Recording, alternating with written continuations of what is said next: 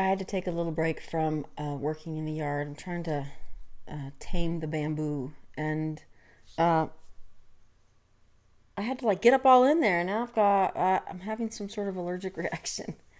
I think you can't see the red.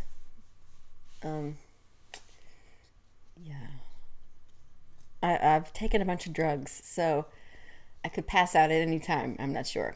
I did not take Benadryl because I would be sleeping all afternoon. It knocks me out. I have taken a slew of other things, though. All prescribed, of course. I'm trying to cut some of there's stuff comes up in the spring and it's just a pain. And I'm trying to go in with a pick and get some of the roots just to help minimize the spread.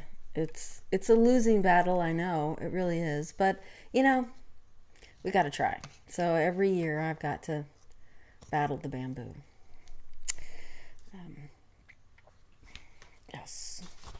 I wanted to say thank you to my friend Lily. She sent me a birthday card. Lily Bell, thank you for my birthday card. I love it. Lily is my friend's little girl, and she's 6. I do have some more 70s questions because it's been a lot of fun. The video responses and the comments are fun. So I just have 4 today. Did you ever own a mood ring, pet rock, or have shag carpets?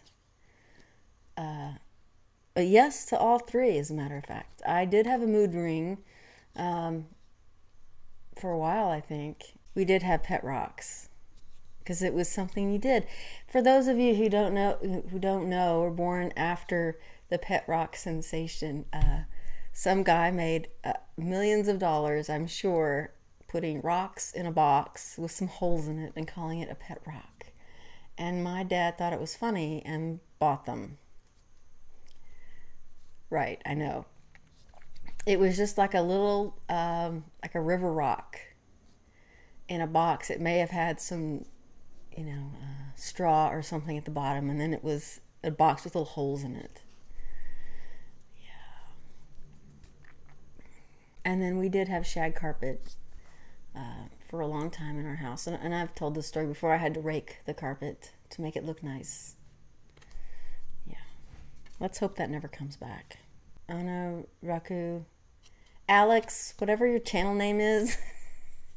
He's a big MASH fan. I was a big MASH fan growing up as well. And, of course, I love the earlier seasons.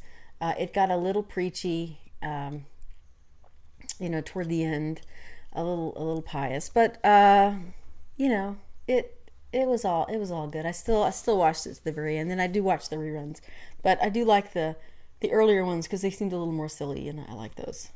The question is, what was the most memorable episode of MASH for you? There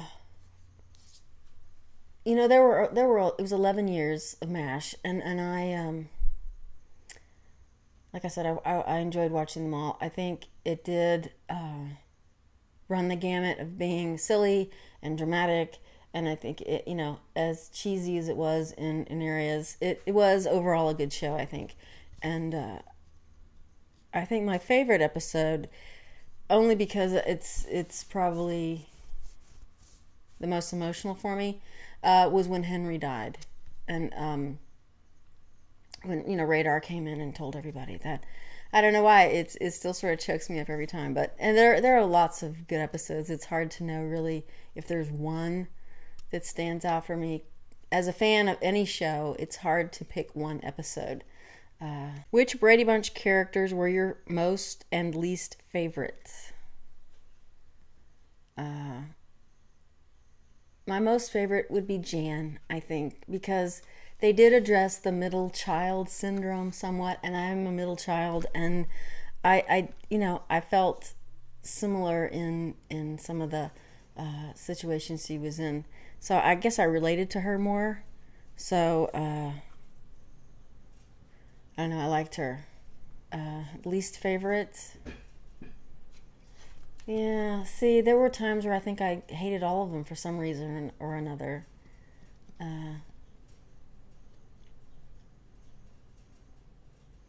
Peter. I'm gonna say Peter. I don't have a reason why, but I'm gonna say Peter. No reason.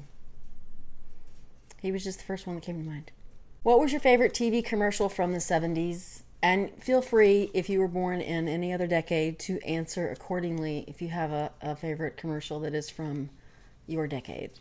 I'm just going to throw that out there. So you're not limited to the 70s. The commercial that I like is the Alka-Seltzer commercial, where it's this older man, and I think he's in bed, or he's in his pajamas or something. I don't remember.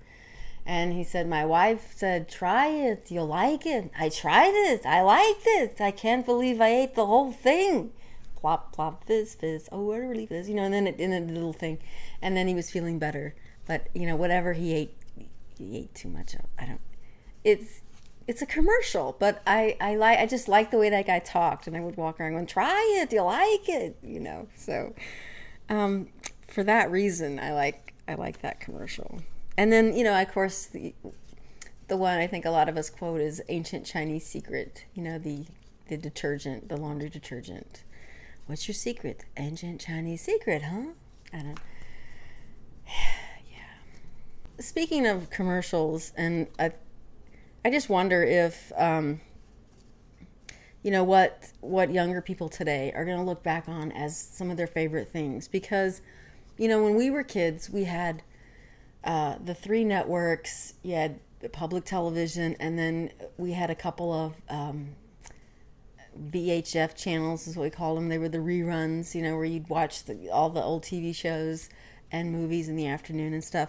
So, we had 6 channels maybe, and there was no way to fast forward to the commercials. So obviously we got to, if you're sitting there, and there was no remote control, so you just sat there, and you just, if you didn't want to get up and walk to the television, which a lot of kids, you're like comfortable or whatever. We didn't. We just sat there and we watched them, and I guess that's how we got to know things maybe so well. And I just wonder. I guess today's young people, they're gonna remember the the YouTube viral videos. I mean, people are gonna remember that kid that went to the dentist, that one, or Charlie bit my finger or something. And I guess those are going to be the things that young people talk about 30 or 40 years later as kind of things that they grew up with and knew, and that'll be their cultural bond, I suppose.